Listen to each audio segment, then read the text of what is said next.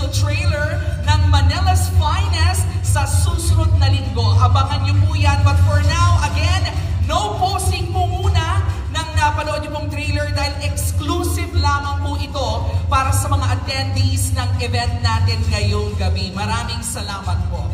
And now, let's ask for a message from one of the cast members, si Dylan Menor, who plays Patrolman Efren Taguyonon in the movie Manila's Finest. Dylan, ano naman ang reaction mo nung una mong mapanood ang ating trailer ngayong gabi? Wow, what a wonderful trailer. And first of all, good evening po sa inyo lahat. And of course, thank you so much for being here with us tonight, the whole crew. And you know, seeing the trailer of our film really gives me goosebumps, and for sure, each and every one of us, kasi pinaghirapan talaga namin itong film, especially kay director, sa co-actors, and all the creatives and producers. You know, this is a product of literal na blood, sweat, and tears, and just being part of this movie is both an honor and a privilege. So working with the finest actors, the creatives, the producers, and director, kay Direk, maraming salamat, in the industry.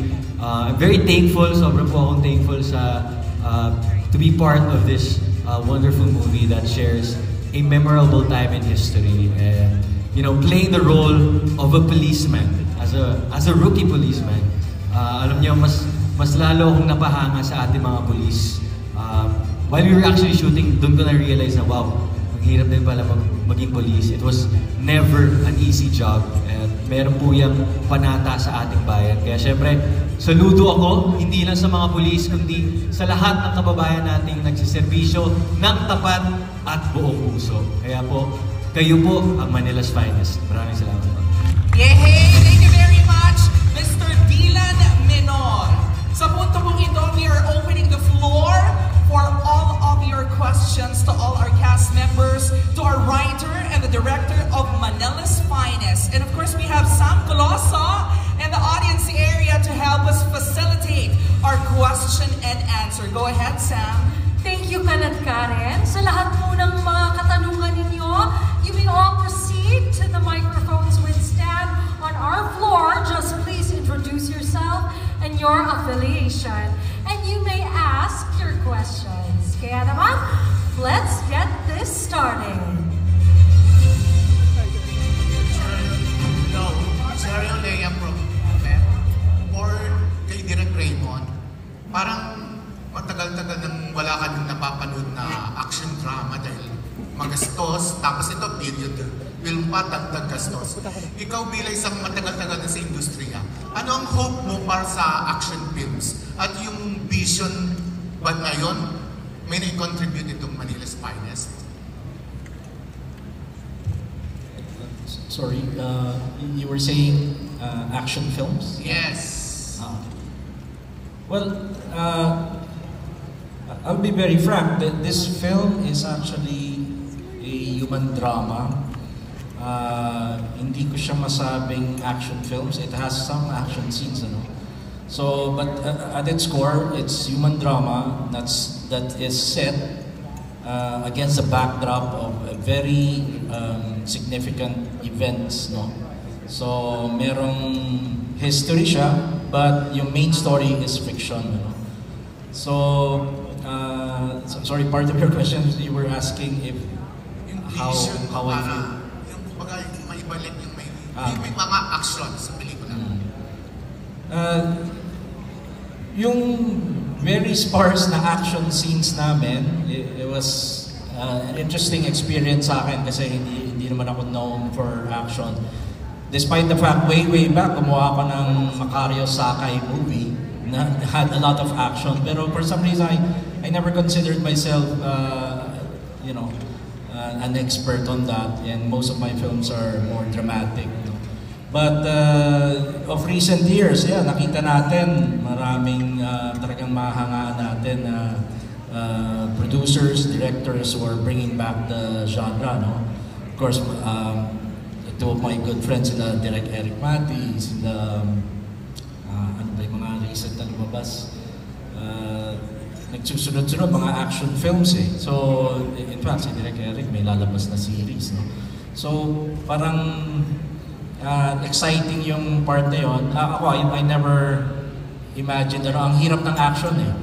It's very, very precise ang pag-shoot niyan, ang pag-direct niyan.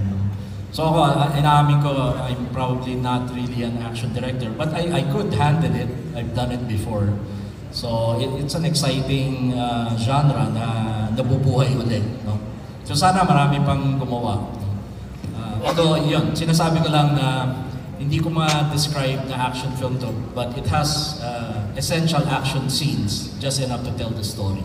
Thank you. Thank you, Pep, the PH. Yes, maraming salamat po, Sir Jerry Oleo. Thank you so much once again, Sir Jerry Olea. And now, we're ready for MMFF.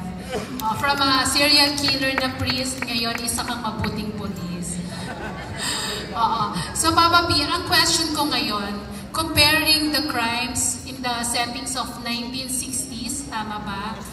Sa mga nangyayaring crimes ngayon, ikaw ba, kung ikaw ang tatanungin, personally, pabor ka na ibalik ang death penalty? Grabe naman yun. Magandang gabi po sa inyong lahat. Mabigat Oh, ba? wow. Sabi si Ate Johnny. Hirap naman sagutin nun.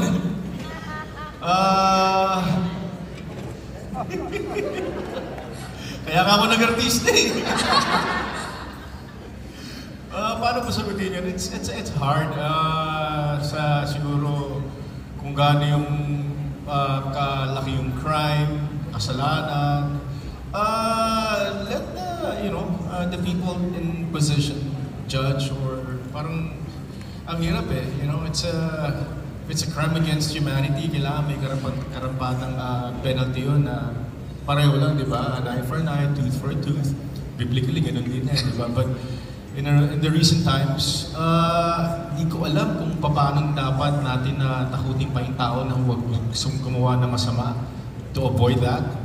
But, I think there should really come a time na may magkaroon ng takot ang tao. So, if that would have to come to that,